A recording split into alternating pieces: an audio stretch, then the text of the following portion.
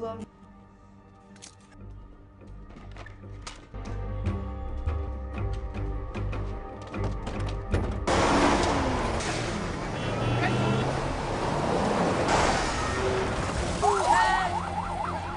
Go work for your father.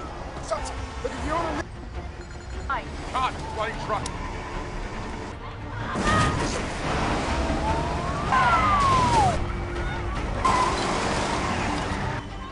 No, left. Survival mode.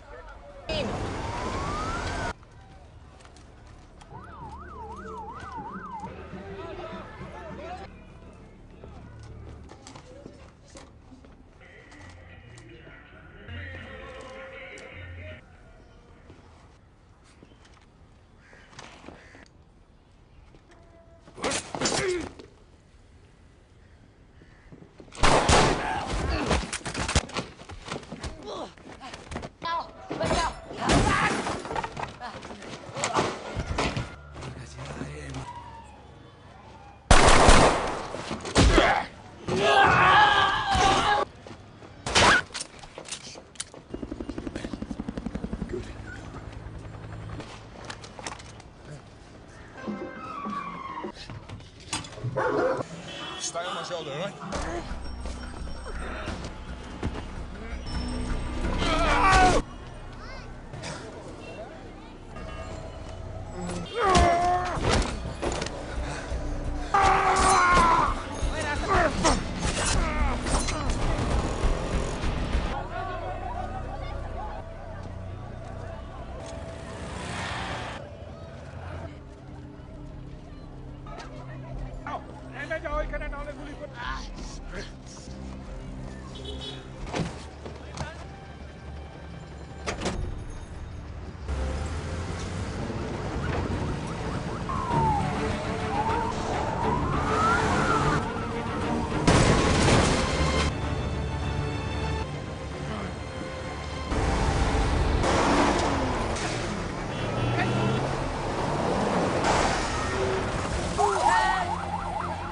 Go work for your father.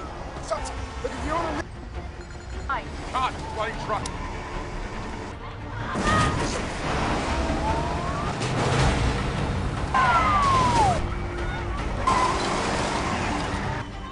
No, left. Survival mode.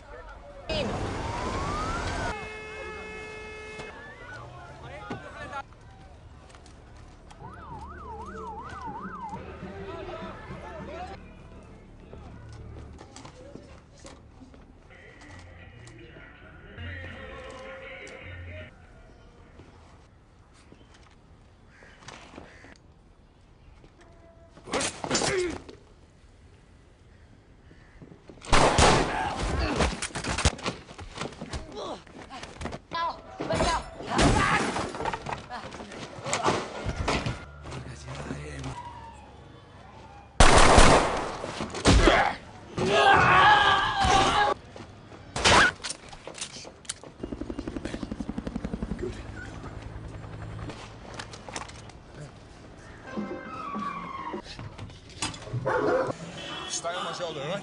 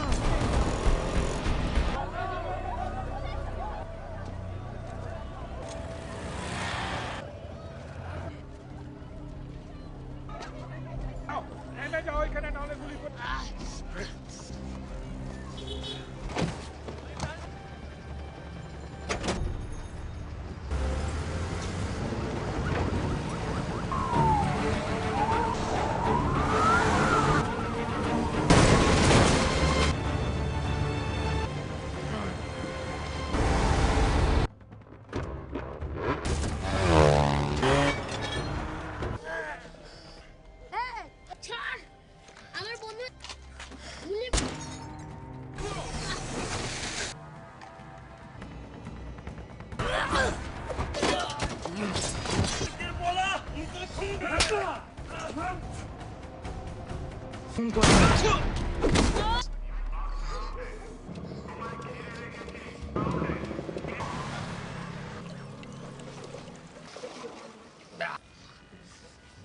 got attacked by the goonies from hell. Or in the planet. There's about 200 cops. Life, Nick.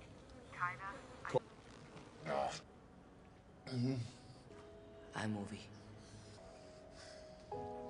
Hey guys, today we're diving headfirst into the adrenaline-pumping, bone-crunching, and surprisingly emotional world of Extraction. This 2020 action behemoth starring Chris Hemsworth redefined what it means to have a bad day at the office. We kick things off with Tyler Rake, our brooding mercenary, just chilling by a lake, presumably contemplating whether he remembered to turn off his stove before accepting a mission. He's got that rugged, seen-it-all look, and trust me, he really has. It's clear our hero carries some heavy baggage. If you like this sneak peek, hit the like button and subscribe. It's the best way to support the channel, and let me know you want more. Meanwhile, over in India, we meet Ovi Mahajan Jr., the son of a powerful, incarcerated drug lord. He's just a kid, gaming with his pals,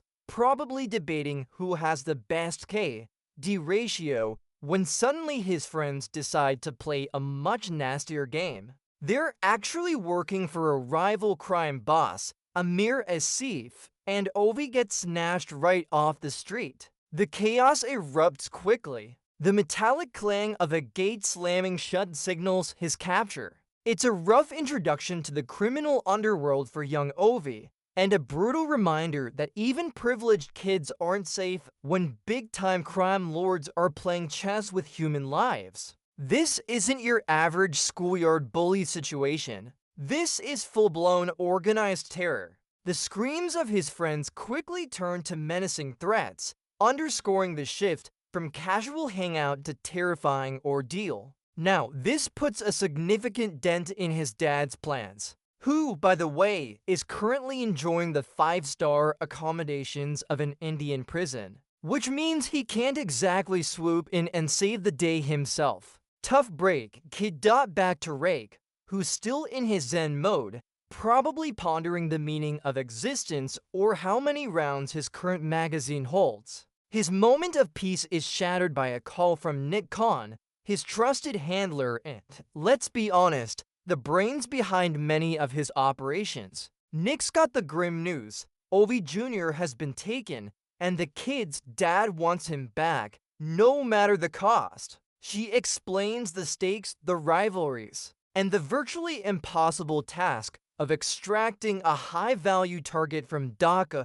Bangladesh, which is basically a fortress controlled by the utterly ruthless Amir Asif. The pay, naturally, is astronomical, enough to make anyone consider facing down a small army. Rake, ever the pragmatist, takes the job. It's not about the money for him. Not really. It's about the mission, the distraction, and perhaps a shot at redemption for some past trauma. He gears up, selecting an array of heavy-duty weapons with the focused intensity of someone picking out groceries for a week-long zombie apocalypse. The metallic click of bullets loading into magazines sounds like a grim prelude to the symphony of violence about to unfold. Now, getting into Dhaka, a city absolutely buzzing with Azov's men, is like trying to sneak a T-Rex into a library. But Rake, being Rake, pulls off a silent, acrobatic infiltration,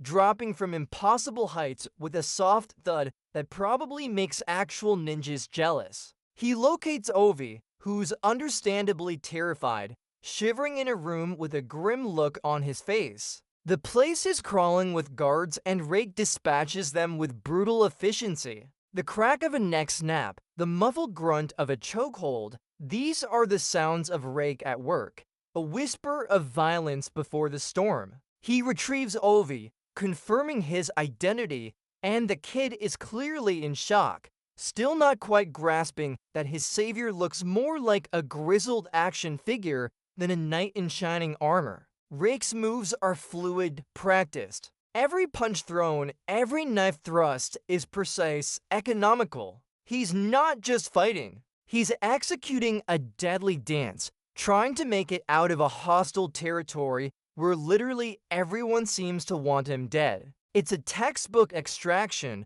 until it's not. Rake and Ovi try to make their escape across a bridge, which in action movies is rarely a good sign. Lo and behold, things go sideways almost immediately. It turns out that Colonel Gasper, a supposed ally and old friend of Rake's, is actually working for a thief. Plot twist. The air erupts with the deafening roar of gunfire. Bullets ping off the car like hailstones, the windows shatter with sharp, explosive cracks. Rake, ever the multitasker, is trying to drive, shield Ovi, and return fire all at once. The car careens through the crowded bridge, dodging traffic and incoming projectiles. This isn't just a chase, it's a frantic ballet of destruction. The smell of burning rubber and spent gunpowder fills the air, a pungent cocktail of impending doom. He's got to protect the kid, but he's also got to process the gut punch of betrayal from a man he once trusted. The metallic crunch of colliding vehicles becomes a horrifying rhythm, a symphony of chaos as innocent bystanders get caught in the crossfire. It's a stark reminder that in this world, trust is a luxury few can afford. With the extraction gone sideways, Amir Asif, still pulling strings from his prison cell, tasks his ruthless lieutenant, Farkik, with a simple directive: find Ovi and kill everyone else. Farkik, a man whose smile could curdle milk, immediately implements a city-wide lockdown. The city transforms into a hunting ground, with every available resource thrown at capturing Ovi and eliminating Rake. The crackle of police radios, the blare of sirens, and the shouts of armed guards enforcing checkpoints become the pervasive soundtrack of Dhaka. It's a total clampdown. No one gets in or out without Farkik's say-so. Our duo are now essentially fish in a barrel, and the barrel is the size of a megacity. The pressure is immense. Every shadow could hide a threat. Every turn could lead to an ambush. The city itself feels like it's closing in, its narrow streets and bustling markets now feeling like inescapable labyrinths. Farkik's cold, calculating demeanor makes it clear he relishes the hunt, adding another layer of danger to an already impossible situation. Now Rake and Ovi are on foot, weaving through the impossibly dense, vibrant, and now incredibly dangerous streets of Dhaka. Its sensory overload, the constant buzz of conversation, the smells of street food mixing with exhaust fumes, the blinding glare of the sun, all amplified by the pervasive threat of discovery. Rake, in his trench coat and tactical gear, sticks out like a sore thumb at a yoga retreat, but he moves with practiced stealth. He's scanning every rooftop, every alleyway, every face in the crowd. Ovi, on the other hand, is a fish out of water, wide-eyed and terrified, clinging to Rake like a human shield. The sounds of distant sirens are a constant reminder of their predicament. Rake tries to keep Ovi calm, offering gruff reassurances, but the tension is palpable. Every narrow escape is a hard-stopping moment, every close call a sharp intake of breath. This isn't just about survival anymore. It's about building a fragile, forced trust between a jaded killer and a scared kid. It's like a deadly game of hide and seek, except the seekers have machine guns and no sense of fair play. Rake manages to find a temporary safe house, a brief reprieve from the relentless pursuit. Here, we get a glimpse behind the hardened exterior of our hero. He tends to Ovi's minor injuries with a surprising gentleness, a stark contrast to his earlier brutality. It's in this quieter moment that Rake's past bleeds into the present. He sees a photo of his own young son, and the weight of his personal tragedy settles heavy in the air, a silent, almost audible grief. He opens up, just a little, about his son who died of leukemia, revealing the deep, festering wound that drives him. Ovi, recognizing a shared pain, tries to connect, but Rake quickly shutters himself off again, the emotional barrier slamming back into place. The metallic click of his gun being reloaded is a harsh reminder of his grim reality. This moment is a powerful pivot, showing us that Rake isn't just a killing machine. He's a damaged human being haunted by his own ghosts, making his desperate mission to save Ovi not just a job, but a chance at a different kind of atonement. Just as Rake and Ovi are starting to bond, another player crashes the party. Sayu, Ovi Sr.'s head of security. Turns out, Ovi Sr. promised Sayu that if he brought his son back, Sayu's own family would be safe from his retribution. So Sayu isn't here to help Rake. He's here to take Ovi and cut Rake out of the deal. Cue a truly vicious, no-holds-barred hand-to-hand brawl in the confined space of the safe house. The crack of bone, the grunts of exertion, the heavy thuds against walls. It's a visceral, close-quarters fight that shows just how evenly matched these two formidable men are. Furniture gets smashed, plaster flies, and the air fills with the sounds of two warriors giving it their absolute all. It's a brutal dance, each man fighting for what he believes is right, or at least for what he's been ordered to do. The tension is thick enough to cut with a dull knife. Ovi Jr. watches, horrified, as his supposed saviors try to beat each other senseless. It's not exactly a confidence-inspiring sight for a kid already having a terrible day. What a nightmare! The fragile alliance of convenience between Rake and Sayu is immediately tested as Azif's men catch up to them in a bustling, vibrant marketplace. Suddenly, the cacophony of vendors hawking their wares is replaced by the deafening roar of automatic gunfire. Bullets rip through stalls, scattering fruits, vegetables, and terrified civilians. The air vibrates with the percussive thud of explosions and the sharp whistle of ricocheting rounds. Rake and Sayu, now reluctantly working together, cover Ovi, laying down suppressing fire and moving with deadly precision through the chaos. The clatter of spent shell casings hitting the ground is almost as constant as the gunfire. Ovi is shoved and pulled through the mayhem, a bewildered civilian caught in a tornado of violence. This isn't a targeted attack. It's a full-on war zone in the middle of a public square, demonstrating Azif's complete disregard for collateral damage. Our heroes are fighting for every inch, ducking behind flimsy market stands, the sounds of desperate screams blending with the relentless battle. It's a testament to their training that they can even function in such an insane environment. Seriously, who shops here now? The market shootout spills over into an incredibly intense chase through multi-story apartment buildings. Rake, Ovi, and Sayu are now scaling walls, bursting through doors, and engaging in close-quarters combat in tight, claustrophobic hallways. The crunch of shattered glass and the thud of bodies hitting the ground are constant. Rake, with Ovi in tow, uses a grappling hook, demonstrating a superhero level of upper body strength, to swing across rooftops, the wind whizzing past them as they narrowly escape a hail of bullets.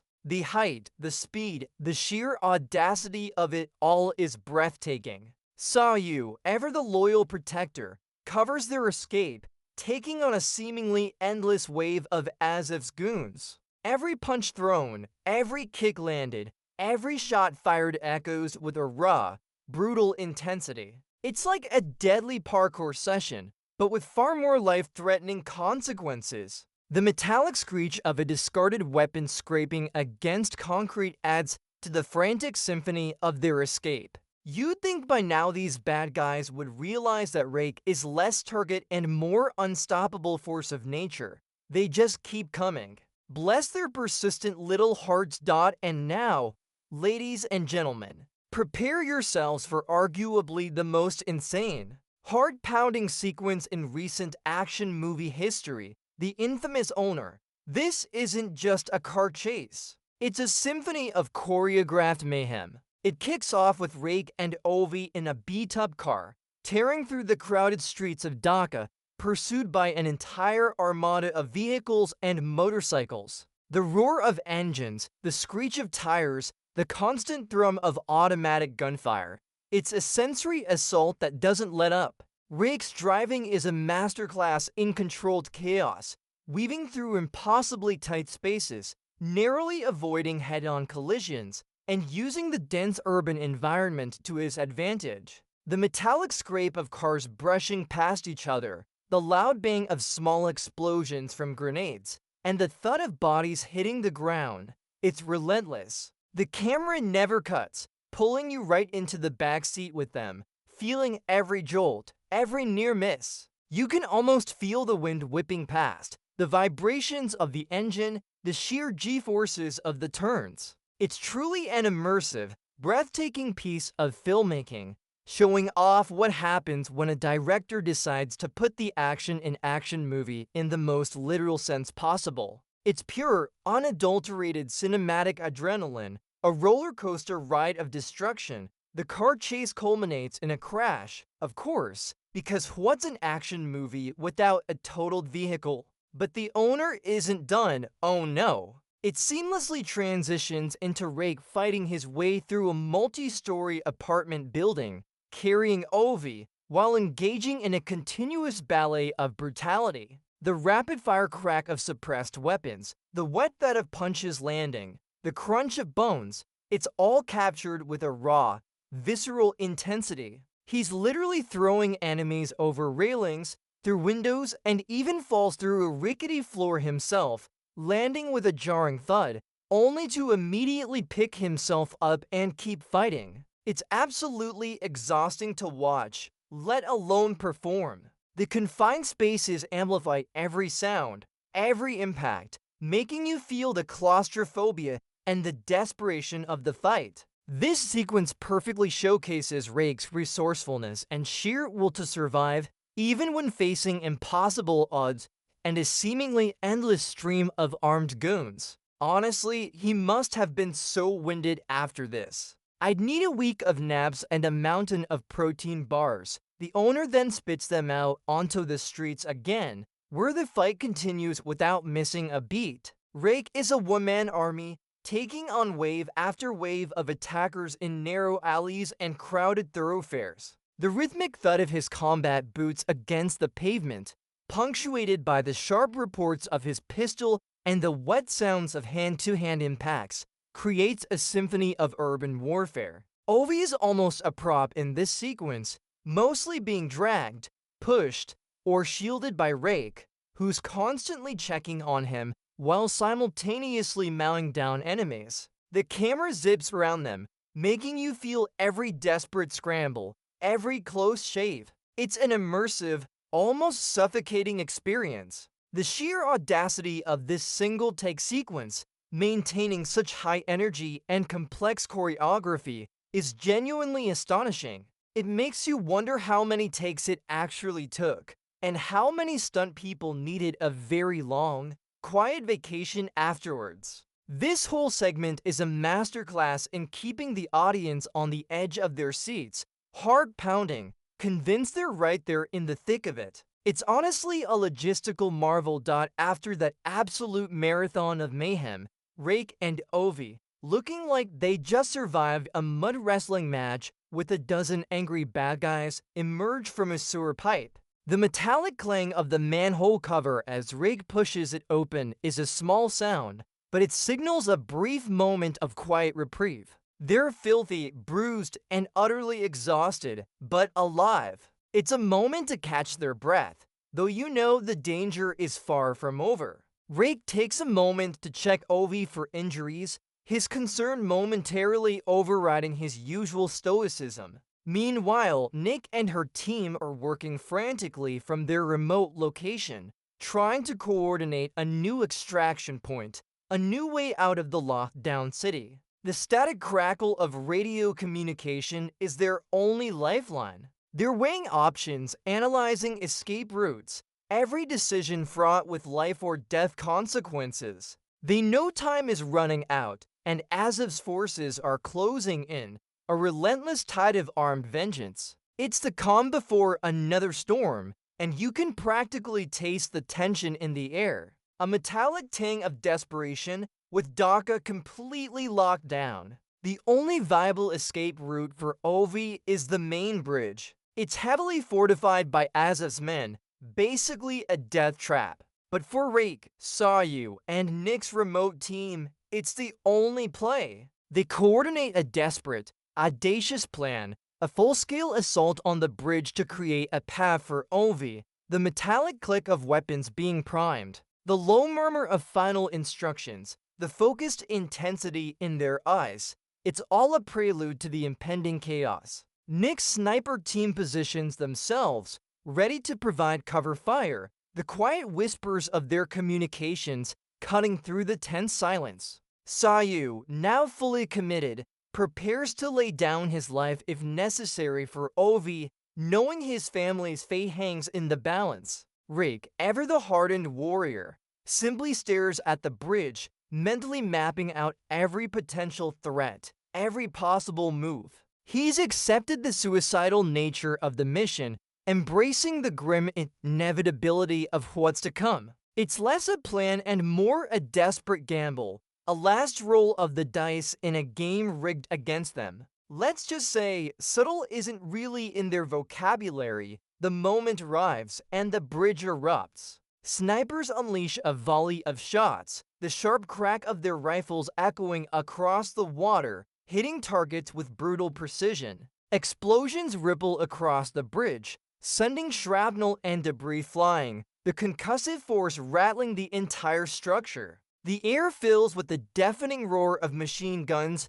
and the frantic screams of Aziz's surprised men. Rake and Sayu charge headlong into the fray, moving through the chaos with practiced ease, a relentless force against overwhelming odds. The metallic clang of bullets hitting concrete, the shattering of car windows, the sickening thud of bodies falling. It's a terrifying, visceral experience. They're fighting their way across, clearing a path for Ovi, who's being guided by Nick's team. Every step forward is met with fierce resistance, every enemy dispatched immediately replaced by another. This isn't a skirmish. It's an all-out war zone, a gauntlet of death designed to stop them at all costs. The smell of gunpowder is thick, choking, a grim perfume for the battlefield. It's truly a miracle anyone makes it across this metal death trap alive. As the battle rages, Rake's primary objective remains clear: protect Ovi. He becomes a human shield, taking point, absorbing fire, and unleashing a torrent of his own. The metallic ring of bullets against his body armor, the sharp bursts of his assault rifle, and the grunts of exertion paint a vivid picture of his desperate fight. He's pushing Ovi forward, yelling instructions, always keeping the kid shielded from the worst of the incoming projectiles. It's a truly heroic, almost suicidal effort. He's clearly taking damage, wincing with each impact, but he pushes through the pain, fueled by an almost spiritual need to get Ovi to safety. This is Rake at his most selfless, channeling all his trauma and guilt into this one singular mission. The frantic rhythm of gunfire and explosions becomes a backdrop to his grim determination. He's not just a mercenary anymore. He's a protector, a guardian, willing to lay down his life to save an innocent. The sensory details are overwhelming. The acrid smell of burning materials, the concussive blasts against the eardrums, the constant feeling of danger. It's a testament to the power of a purpose. Even a grim one in a truly heartbreaking moment. Sayu, after fighting with incredible courage, takes a bullet to the back while covering Ovi and Rake. The sharp, wet thud of the shot, followed by his body collapsing to the ground, is a stark, brutal reminder of the stakes. He sacrificed himself, fulfilling his promise to Ovi Sr. and ensuring Ovi Jr.'s escape. It's a tragic yet noble end for a man who started as an antagonist but evolved into a valiant ally. His final gasp of air, quickly lost amidst the ongoing cacophony of the battle, underscores the grim reality of their world. Rake barely has time to register Sayu's fall, his focus instantly snapping back to Ovi, and the remaining threats. The metallic tang of blood in the air, the desperate shouts of their remaining forces, it's all a grim backdrop to the weight of Sayu's sacrifice. It's a powerful moment, emphasizing the human cost of this brutal extraction, and solidifying the bond of shared trauma. Between Rake and Ovi, you realize then that everyone in this story is just trying to survive and protect what little they have left, just when you think they might actually make it. Colonel Gasper, the traitor who started this whole mess, reappears like a bad penny, hell-bent on finishing what he started. This isn't just a fight, it's deeply personal. The sounds of their punches landing, the grunts of effort, the metallic clang of their weapons clashing. It's raw, visceral, fueled by betrayal and a desperate need for survival. Gasper, in his final, desperate act, reveals his own tragic motivation. He needed the money to save his family. It's a fleeting moment of empathy in a scene drenched in violence. But Rake, too, has his own demons, his own reasons to push through. The scene is a tight, brutal exchange of blows, each man trying to outmaneuver the other, the heavy thud of their bodies hitting the ground sending vibrations through the already damaged bridge. Rake ultimately gains the upper hand, delivering a final, decisive blow that echoes with both anger and a hint of wary resignation. It's a grim punctuation mark on the theme of betrayal and the desperate lengths people will go to for their loved ones.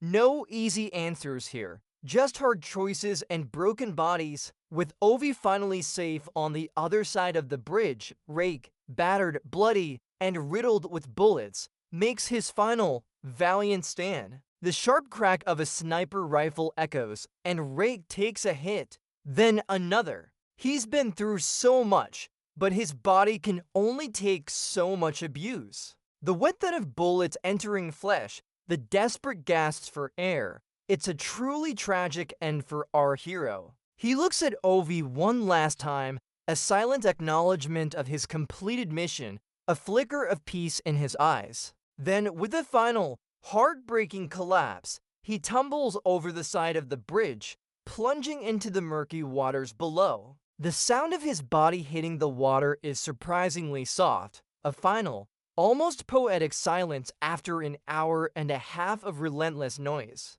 It's a profound moment, leading you to wonder if his sacrifice was a redemption or simply the inevitable conclusion of a life lived on the edge. The ripples on the water expand, slowly fading, mirroring the sudden quiet in your own chest. It's a gut-wrenching, yet fitting end for a man who found purpose in protecting another, even if it cost him everything. In the aftermath of the bridge battle, Ovi is finally reunited with his father's men, safe but forever changed by his ordeal. Meanwhile, Nick Khan, Rake's loyal partner, is not one to let things slide. She hunts down Amir Asif, who, in a truly fitting twist of fate, is hiding in a grimy restroom.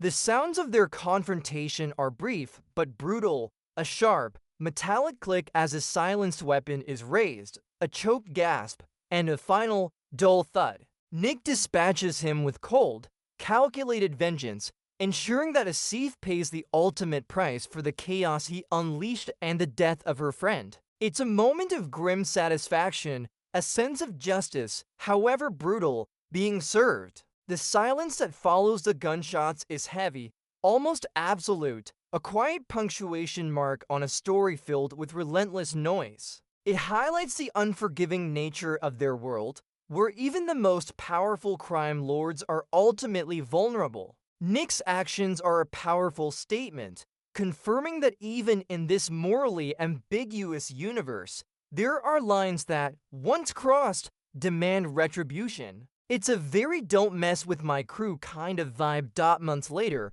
Ovi Jr. is back in his normal life, swimming in a luxurious pool, seemingly putting the nightmare behind him. The gentle splashes of the water, the distant sounds of normal life. It's a stark contrast to the earlier cacophony of war. But then a figure, blurry and indistinct, watches him from a distance. Could it be Rake? The ambiguous ending leaves us with that tantalizing question, hinting that perhaps our favorite, perpetually exhausted mercenary isn't quite ready to call it quits just yet. It's a classic action movie trope, leaving the door open for sequels, but it also provides a sliver of hope that Rake found his own redemption and perhaps a chance at a new life. It's an inspirational and thoughtful conclusion, suggesting that even in the darkest corners, where violence and despair reign supreme, there's always a possibility for survival, for a second chance, and for connection. The bond forged between Rake and Ovi transcended their circumstances, proving that sometimes the most unexpected relationships can bring out the best in us, pushing us to do what we never thought possible. Their journey reminds us that courage isn't the absence of fear, but the triumph over it, especially when fighting for someone else. We're left to ponder the true cost of heroism and the enduring power of hope, even in a world that often feels relentlessly bleak.